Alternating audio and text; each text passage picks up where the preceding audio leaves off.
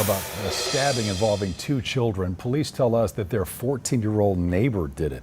Fox 13's Lakia Scott has been on that scene and LeClaire Lane in Whitehaven all day, and she spoke with the victim's family.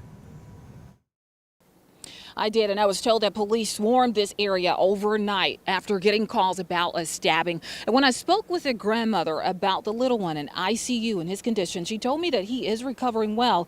And when I called up with family members about how this all got started in the first place, they told me that the two boys were lured from their home by a neighbor armed with a knife. I couldn't believe it.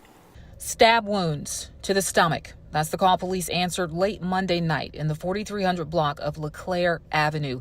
They found one of the victims was an 8-year-old boy. His 10-year-old brother also hurt. What made that boy go and get a knife? According to the police report, when officers arrived around 10:30, the 8-year-old was lying on the couch, his internal organs exposed. He was rushed to Le Bonheur in critical condition. The boy's great aunt says the juvenile system may not be stern enough. They doing this sucker. They know that the court system is going to turn them loose. They're not going to get no time.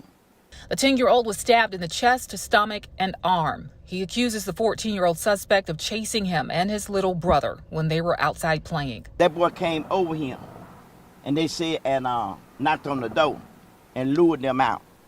The 10-year-old told police he heard his brother screaming for help as the 14-year-old suspect allegedly attacked him with a sharp object.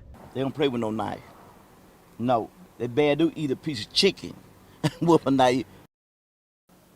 And police say the 14-year-old is in custody, charged with 2 counts of criminal attempt first-degree murder. Now, it's unclear the exact condition of the 8-year-old tonight, but we are told by family that his sibling, the 10-year-old brother, was not transported to the hospital. He was actually treated by paramedics on the scene. Reporting in Whitehaven, Lakia Scott, Fox 13 News.